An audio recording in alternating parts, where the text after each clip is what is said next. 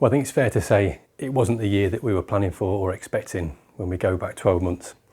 We thought the coming year was going to be one of relative stability, no elections, an oven-ready Euro deal, and we're braced really for going into it, continuing to grow the business. Little did we know that was all going to get changed early in the spring.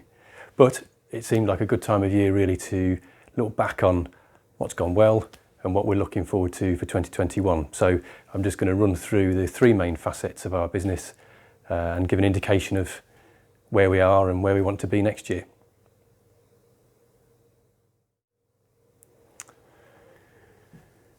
So on sales, we had the difficulties throughout the spring with not being allowed to trade, and we had to do various things innovatively, like the virtual viewings, change the structure and work remotely.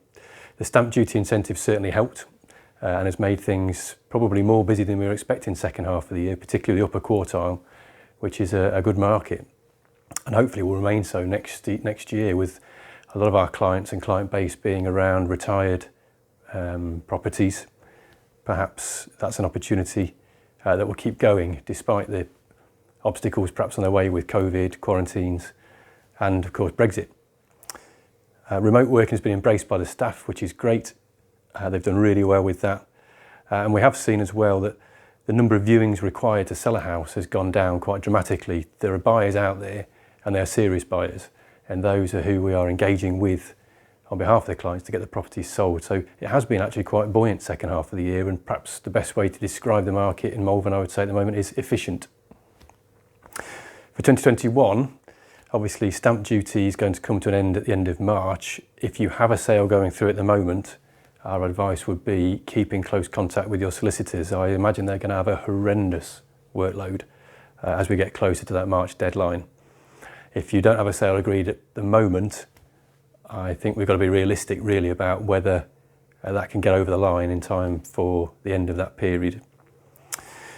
A piece of advice would be around removals. We've had complicated chains that come under pressure towards the end. If you can secure the services of a good removal company in advance, that would certainly help, because that becomes very fraught towards the end of the transaction. And then it looks like lending may also be a bit difficult next year. So there are things like the EWS1 form, if you live in an apartment, which is to do with Grenfell really, and cladding and fire safety, which is causing some problems. And then 10% mortgages rather than 5% ones, lending has been constricted.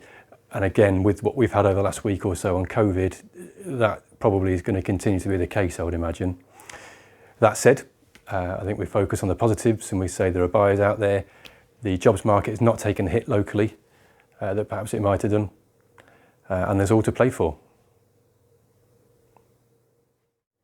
From the point of view of lettings, when I think back to March and then April, the concerns were what will happen if people don't pay rent, what will happen if jobs are lost, and how's the business going to look by the end of the year.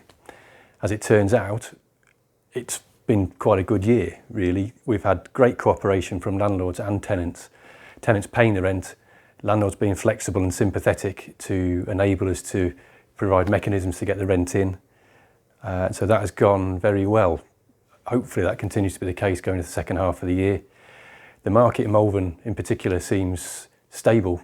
We've probably seen an increase actually in the number of tenants looking to let, all of which has meant that the void periods and the time taken to let have gone down. It's probably the lowest that I've seen actually in the last 10 years. So that's all positive, which is probably good news for some landlords, because other things have not worked in their favour in terms of mortgage tax relief and things like that over the last year or so.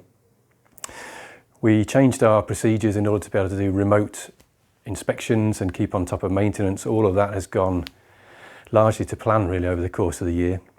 And then for 2021, there are a couple of watch outs really I would suggest. There is now the fact that for evictions, it's a 6-month process.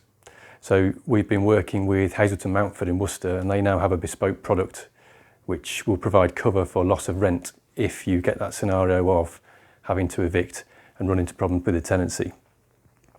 Still got the electrical test certificates to come in. We've been doing a lot of work on those this year, with them being required at the change of any tenancy or any new tenancy.